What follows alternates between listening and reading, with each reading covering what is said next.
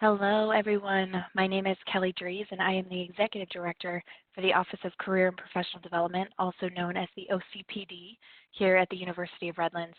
I'm thrilled to chat with you today, specifically about how you can think through negotiating for your best offer in the salary negotiation process. And I always like to start talking about salary negotiation with why it's so important. I tend to begin with the story of my own experience. And in my first job, when they called and made me an offer, I automatically accepted. No questions asked. It didn't even cross my mind to negotiate. I blindly accepted the offer mainly because I was just so excited for the opportunity. And to have the pressure of finding a job no longer a reality was really exciting. However, several months into my role, I learned that a colleague of mine was making $10,000 more than me. This colleague had the same education and similar experience. Naturally, I was I was pretty frustrated. I set up a meeting to talk to my boss, shared my frustration and a desire to understand his rationale for giving my colleague $10,000 more, and he simply stated with no emotion, "Kelly, you didn't ask." Those three words have stayed with me and have enhanced my passion for this topic to help others ensure that they not only ask, but that they also know how to do so strategically. That's what we're going to talk about today. So, lesson one, before we even get started, is that the biggest salary negotiation mistake is not negotiating at all. We'll never get additional resources, salary or otherwise, if you don't ask for them, and that's the biggest mistake that you can make in this process. Today, we're going to talk about some pros and cons of negotiating or not. We will debunk some myths around salary negotiation. We'll share some strategies and tips with you, and we'll end with some resources so that you can practice this skill set when you leave the webinar, because negotiating is a skill. We're going to leave you with some strategies so that you can practice those moving forward. So our goal for today is to help you increase your confidence in your negotiation style while gaining the tools you need to successfully approach and navigate a negotiation conversation. Let's look at some numbers that I think hone in on why this is so critical and why it really matters to negotiate your salary.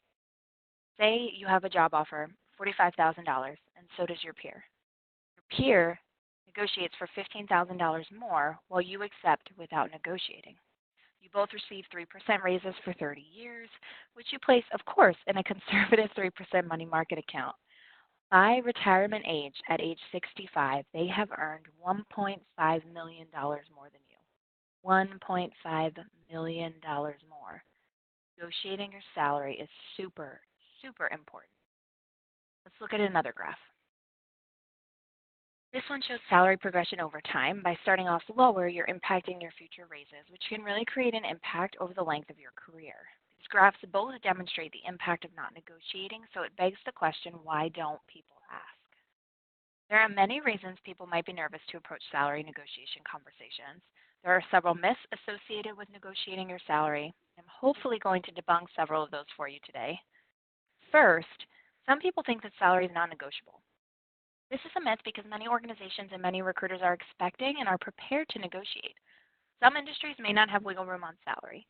For example, a nonprofit may truly list what they can pay. However, they may be able to negotiate other things. So negotiation is always on the table.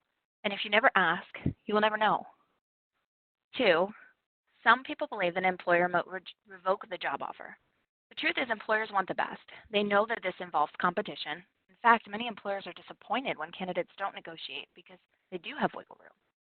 Also, negotiating for yourself is a skill, and it means you'll be able to negotiate for the organization when you are on the job. This is something that you can demonstrate in that negotiation process. Third, people believe you need to have another job option for leverage when this isn't true. While it is true that having another job offer can be helpful in the negotiation process, it is not necessary. The best thing that you can do to negotiate well is focus on the job at hand and the value that you provide that job.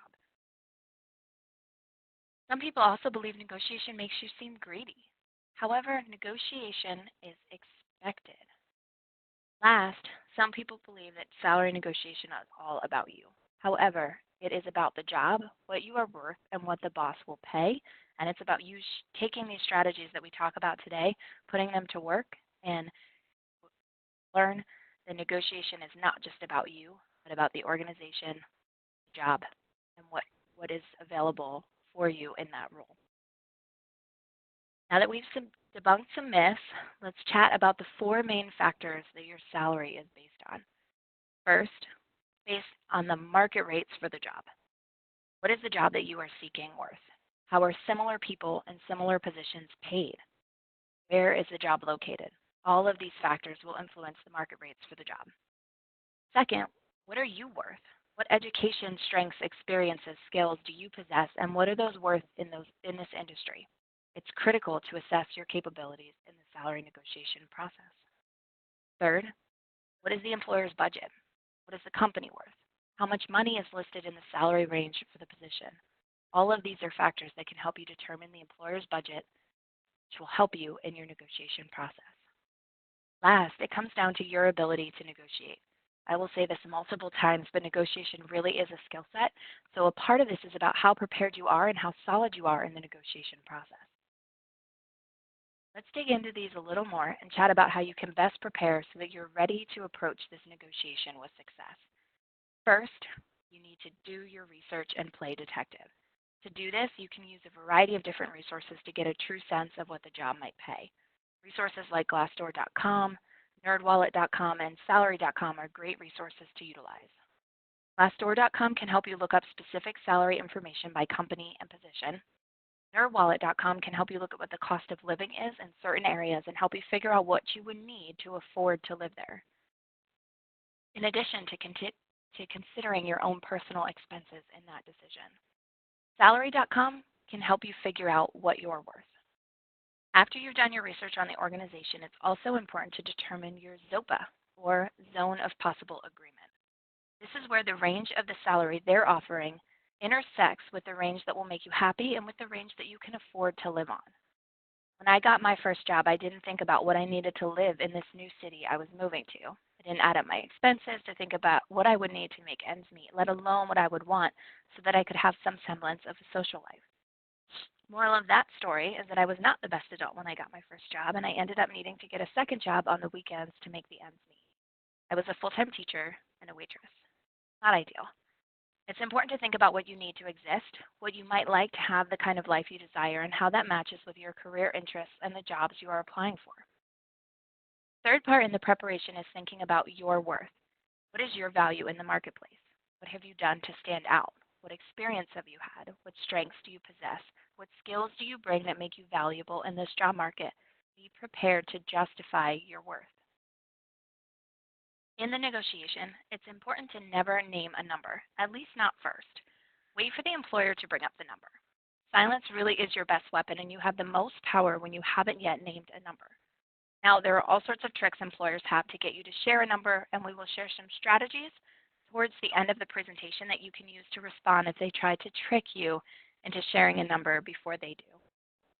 Always negotiate in person or on the phone. Never negotiate over email.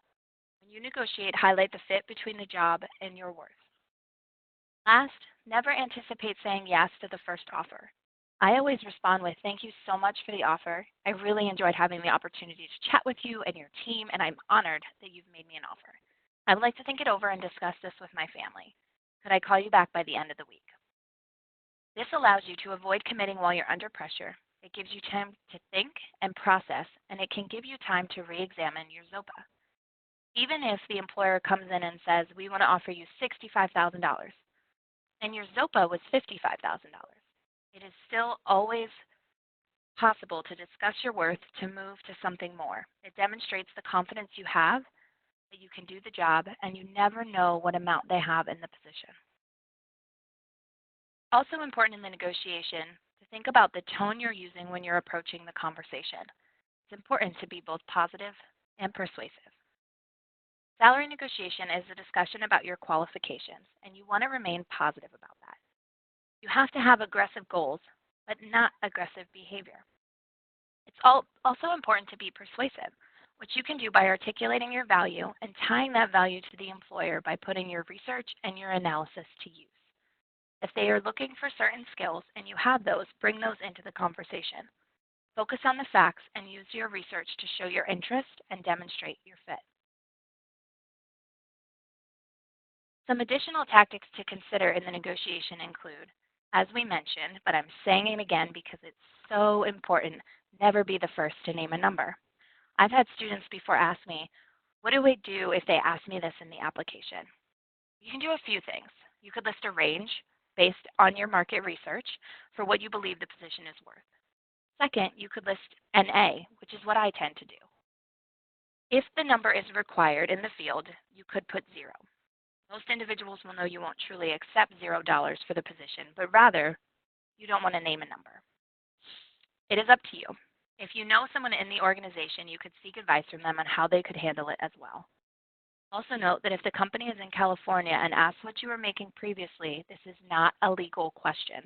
You do not answer this, and I'd recommend letting us know in the Office of Career and Professional Development so that we can reach out. You want to aim high, yet be realistic.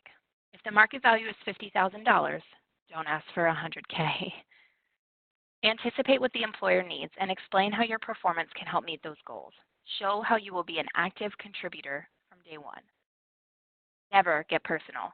Don't share information about the student loans you have, the family you're supporting, the great house you just bought, the new car you just loaned, etc. Everyone has something going on. Negotiation isn't personal, it's business and why you're worth what you're asking for. Now that we've gone through some tactics, let's talk through some examples. Example 1. Say the employer says, if you were to receive an offer, what would it take for you to accept? Some options for you to respond. While I am very interested in the company and the job, it depends on the offer. I'd be glad to respond to a specific offer. Or, I applied for this position because I'm very interested in the job and your company, and I know I can make an immediate impact once on the job, but I'd like to table salary discussions until we're both sure I'm the right fit for the job. Or, I'm sure your employees are fairly compensated, and I expect a competitive wage for a person with my experience. Let's talk about my background and what I can do for your company. Several different ways to say the same thing, which is, I'm interested, but I'm not going to name a number yet. Now, let's look at another scenario. What happens if they state, what kind of salary are you expecting? How might you respond? Well, first, you could state, I'll consider any reasonable offer. Throw it back in their court. Similarly, you could state, because of my background and qualifications, I would expect a competitive wage for a person with my experience. What can you offer? Could also share, my research tells me that someone with my skills, education, and qualifications doing this job earns between blank and blank with a median salary of blank. What's your offer? If you share a range, just be sure that your range is based on solid research and that it fits within your ZOPA. Be prepared to be offered from the bottom of that range. Okay, so now let's give an example where they name a number and state, we'd like to offer you $50,000. How do you respond? Well, your response should be the same no matter what. Whether below the minimum ZOPA, above, or the same as your ZOPA, you should thank them, be positive, and see if you can have some time to think. Then think about it. Think about where it fits within your ZOPA. Prepare to discuss your worth in order to move that offer higher. Anticipate them getting to the final, that's as much as I can offer. Remember, if they offered you the job, they want you. Look for room to negotiate. My research on pay scales for this job in this area led me to believe I would be offered more. Is that reasonable? Remember, you can also turn the conversation to benefits, but regardless, you need to know at what point you will walk away if you don't get to a certain threshold. So, some other things to think about when an offer is made. You want to think about what else you can ask for, as well as what else you might need. Some additional questions that haven't been addressed. Could you ask for the promotional opportunities for the position? If your performance could be reviewed and have a salary review with it. Could you ask what kind of salary would be expected in the first 3 to 5 years? I had an alumni once I was working with who took on a promotion knowing that there wasn't room for advanced salary at the moment. But they asked if they could have a review in 3 months and if a raise could be put on the table at that point based on a few specific performance indicators. And while they couldn't get a raise in the moment, they were able to negotiate for one within the first 3 months. A few other tips. Avoid the tendency to accept off of the bat just because you're glad to get the job. Don't be like me. Get any final offer in writing. I had a student once who didn't get the promotion information in writing before they accepted. The hiring manager changed, and they didn't get the increased amount. Be sure that any final offer you discuss is in writing with all of the things negotiated for. Last, see what else you might be able to negotiate for. And there are so many things that you could ask for beyond salary. You could negotiate for a signing bonus, an annual bonus. Both of these are things you could learn if they offer via your research, and they are more common in certain industries than in others. You could ask for relocation expenses. Most companies will offer this if you're moving, and for most, it'll be on the HR website. So you don't need to waste time asking for this always. Do your research first. It just might be something to confirm, but that you don't need to ask for specifically, again, depending on the company. You could also consider asking for that to be increased if you are making a big move. Retirement options could be negotiated for, whether stock options, employer matching, pensions. You could also request for tuition reimbursement for yourself or your family members. Travel, education for training and conferences, professional development is a huge benefit and something that you can ask for.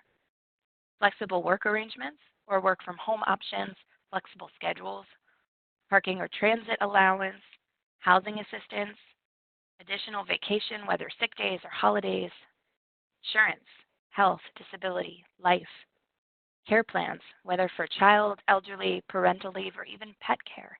I had a student I worked with in the past who was able to negotiate for dog daycare.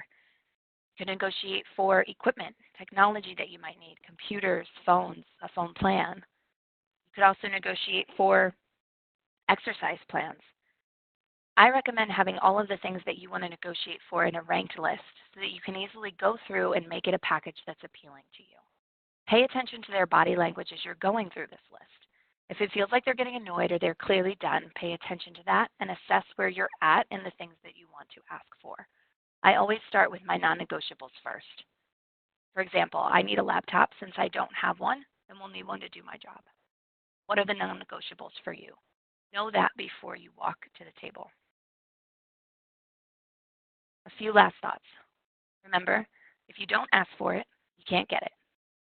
You want to be sure to do your research and evaluate the entire package at hand. You want to focus on the value rather than the need. Have a solid reason for everything that you ask for. Be comfortable with your negotiation style. Practice having these conversations. Practice when the risk is low. I often practice by calling Comcast to see if I can get a discount on my cable bill, or if I can get HBO thrown in for free, or I'll cancel. It sounds threatening like that, but I do it in a way that enables me to practice negotiation when the stakes are low. Try negotiating for a discount at the grocery store or when you're shopping. See what happens. Get used to being told no, and I think you'll also be surprised at how often you get what you ask for.